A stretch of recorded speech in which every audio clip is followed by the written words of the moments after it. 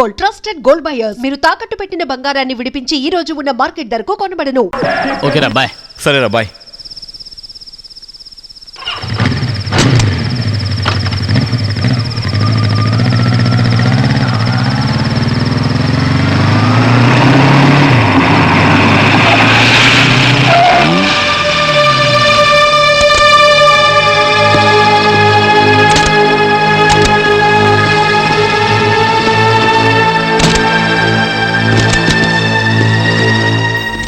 ఏరా, మా అబ్బాయి కేసు విత్డ్రా చేసుకోమని చెప్తే చేయనని చెప్పావు కదూ, ఇప్పుడు నిన్నే క్లోజ్ చేస్తాను రా.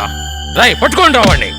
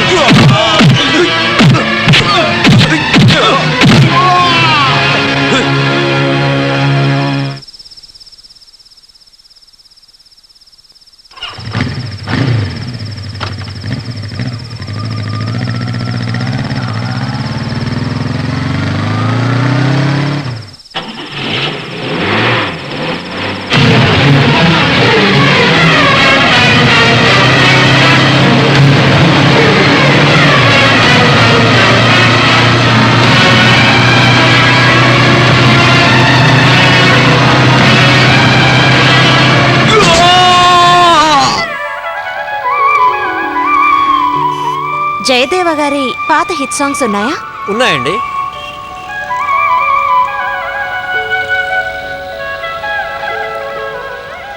ఒకటే ఒకటి ఉంది మేడం.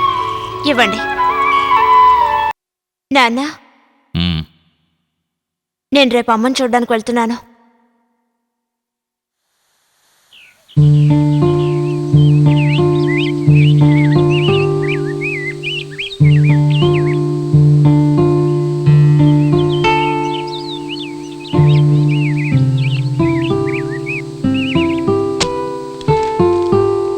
ఏమండి, ఈ ఇంట్లో ఉన్న సుధామ్మ గారు ఎక్కడికి వెళ్ళారు? ఆయనకు ఒంట్లో బాలేదమ్మా, ఆసుపత్రికి తీసుకెళ్లారు.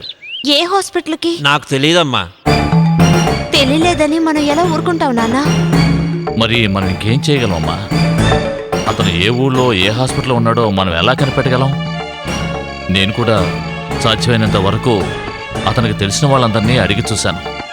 ఎంత గొప్ప సింగర్ ఆయన ఎక్కడున్నారో ఏం చేస్తున్నారో ఎవరికి తెలియదంటున్నారు. అదేనమ్మా నాకు అర్థం కావడం లేదు. నాన్న, రాజీవ్కి పెళ్లి నిశ్చయమైందట. నేను ఆయన పెళ్లికి వెళ్ళాలి. ఓ ప్రెజెంటేషన్ కొనాలి నాన్న. ప్రెజెంటేషనా? నీకేం కొనాలనిపిస్తే అది కొను. ఇలా చూడమ్మా, మీరు అడిగిన డబ్బు దీనికి రాదమ్మా. అయ్యో, అలా అనకండి. ప్రాణాలతో పోరాడుతున్నారు. ఈ డబ్బుతోనే ఆయన ప్రాణాలు కాపాడాలి. ఆ విషయాలన్నీ మాకు అనవసరం అమ్మా. దీనికి అంత డబ్బు రాదు. కొంచెం దయ చూపించండి. అమ్మా,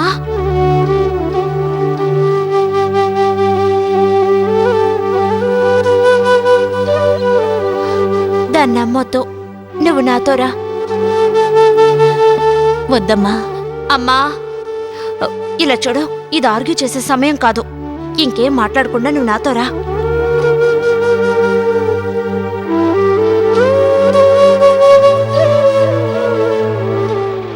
నేను నిన్ను వెతుక్కుంటూ ఇంటికి వెళ్ళానమ్మా. ఇంటికి వెళ్ళావా? ఇంట్లో ఎవరూ లేరుగా? అవునమ్మా, జయదేవ్ అంకుల్ ట్రీట్మెంట్ గురించి మాట్లాడదామని వచ్చాను. కానీ అంతలో నువ్వు హాస్పిటల్కి వెళ్ళావని అక్కడున్న వాళ్ళు చెప్పారు. అలాగా? ఏ హాస్పిటల్కి వెళ్ళారో తెలియక నేను చాలా టెన్షన్ అయ్యానమ్మా. అప్పుడే అనుకోకుండా నేను షాప్లో చూశాను. దేవుడు మనిషి రూపంలోనే సాయపడతాడని విన్నాను. అది నిజమేనమ్మా.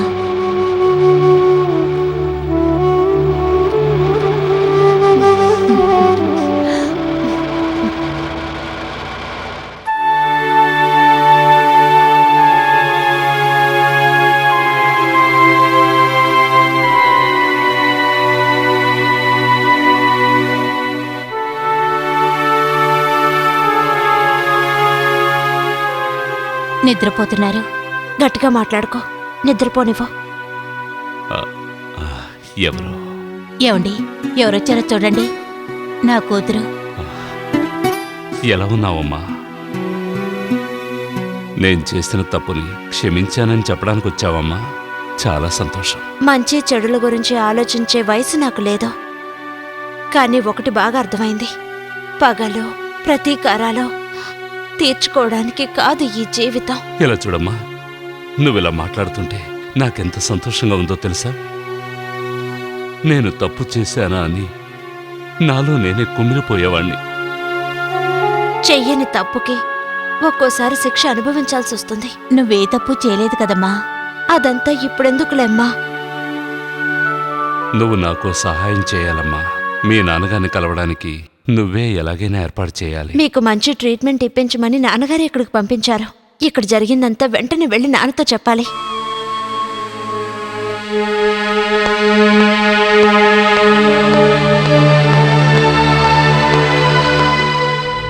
మీరు ఇక్కడ?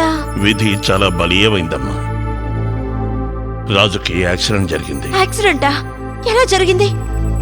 వాడు బైక్లో వస్తూ ఉంటే ఓ కారు వచ్చి గుద్దింది. రాజు ఇప్పుడు ఎలా ఉన్నాడు? వాడి కాలుకి దెబ్బ తగిలింది. ఇప్పుడు చాలా సీరియస్గా ఉంది. అంకుల్, ఏమంటున్నారు మీరు? మీరు చెప్తుంది నిజమేనా? రాజు ఇప్పుడు ఎక్కడున్నారు? నేను రాజును చూడొచ్చా? రా, నాతో రామ్మా.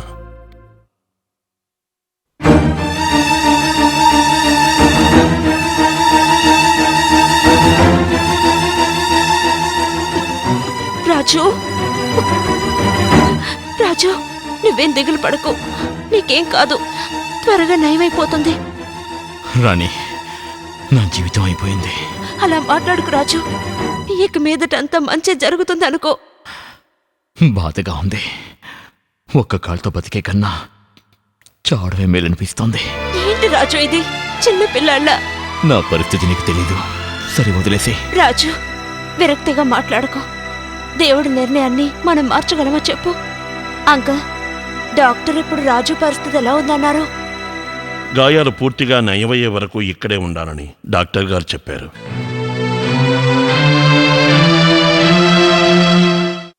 ఇలా చూడమ్మా, ఆ జయదేవ్తో నేనెంతగా గొడవపడ్డానో నీతో చెప్పాను.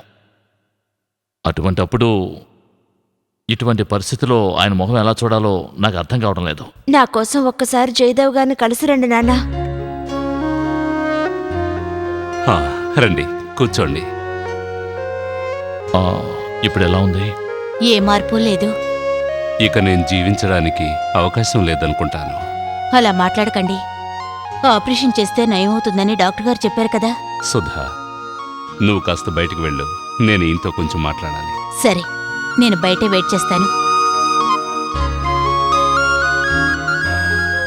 బాలచంద్ర, ఇక నేను బతుకుతాననే నమ్మకం నాకు లేదు. ఈ లోకం దృష్టిలో నేనొక దుర్మార్గుడిగా చనిపోవడం నాకిష్టం లేదు. నేను మీకు ద్రోహం చేశానేమోనని నా మనసు కృంగిపోతోంది. నో జయదేవ్, ఇప్పుడు నా మనసులో ఎటువంటి కోపం లేదు. కానీ మీకు తెలియని కొన్ని నిజాలు నాకు తెలుసు. ఆ నిజాల్ని ఇప్పుడు మీకు చెప్పాల్సిన సమయం వచ్చింది బాలచందర్. మీరు ఆ ఇంటికి అల్లుడవ్వకముందే నేను సుధతో సన్నిహితంగా ఉండేవాణ్ణి. సంగీతం అంటే తనకి చాలా ఇష్టం. కానీ అంతకంటే మీరంటే ఇష్టం. నేను పెళ్లి గురించి తనని ప్రపోజ్ చేసినప్పుడు తను ఏమందో తెలుసా? నేను పెళ్ళంటూ చేసుకుంటే ఆయన్ని చేసుకుంటాను, మిమ్మల్ని నేను ఒక మంచి స్నేహితుడిగా భావిస్తున్నాను అంది. ఆ తర్వాత ఏమైంది? ఆ తర్వాత శంకరనారాయణ గారు కాలం చేసిన రోజున మీరు చేసిన గొడవ గుర్తుందా? ఆ రోజు నుంచి ఊరంతా కలిసి మా ఇద్దరికీ అక్రమ సంబంధం అంటగట్టారు. ఒంటరిగా ఉన్న తనకి ఒక తోడు అవసరమైంది. పరాయవాడిగా ఉండి తనకి సాయం చేయడం కుదరదు. ఏం చేయాలో నాకు తెలియలేదు. అందుకే ఈ సమాజం నోరు మూయించడానికి భార్యాభర్తలుగా నటించాం. కానీ నేను తనని ఎప్పుడూ నా సోదరుగానే భావించాను.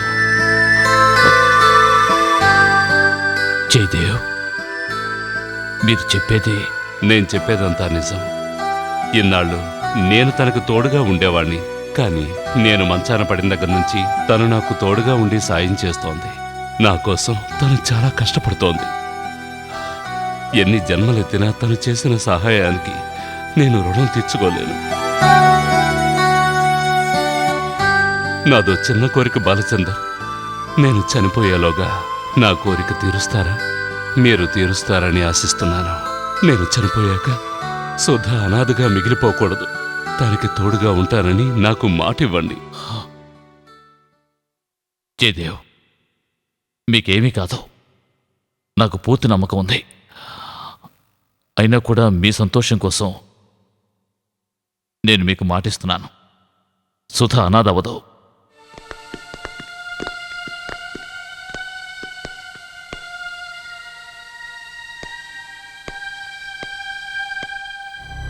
అంకుల్, ఏమైంది అంకుల్? ఏం లేదమ్మా.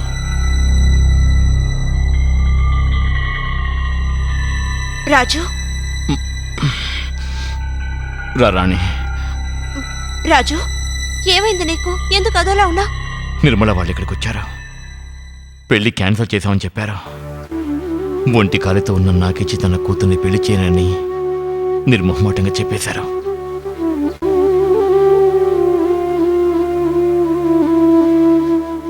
శుభలేఖలు అందరికీ పనిచేశారు.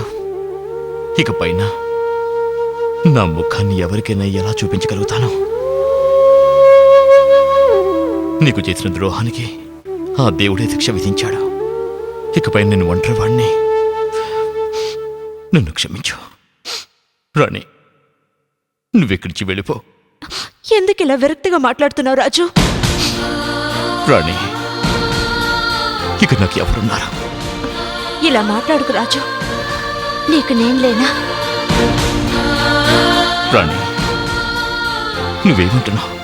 అవును రాజు, నా మనసులో అప్పటికి ఇప్పటికీ ఒకరే ఉన్నారు. అది నువ్వే. ఏంటి, నువ్వు నన్ను ప్రేమిస్తున్నావా? నువ్వు చెప్పేది నేను నమ్మొచ్చారని? తప్పకుండా రాజు. నిజంగానే చెప్తున్నావా?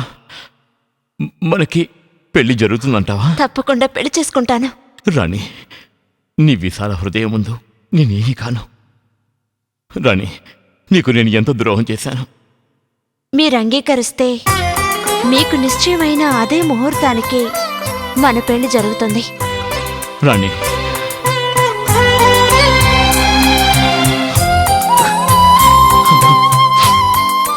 జయదేవ్ గారు చనిపోయారు. మీకు తెలుసా మేడం? ఎప్పుడు? ఆపరేషన్ ఫెయిల్ అయింది, ఇప్పుడే చనిపోయారు. Oh God!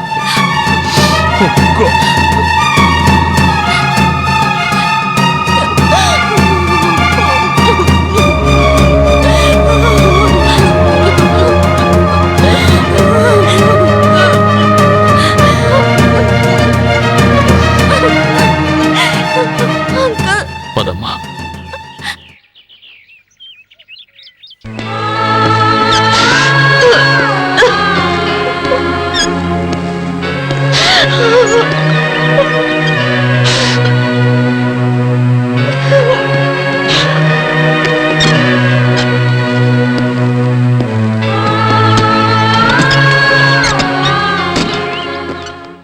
ఇలా చూడు సుధా, ఇక్కడ నువ్వు ఒంటరిగా ఉండద్దు. నువ్వు కూడా మాతో పాటు వచ్చాయి. వద్దండి.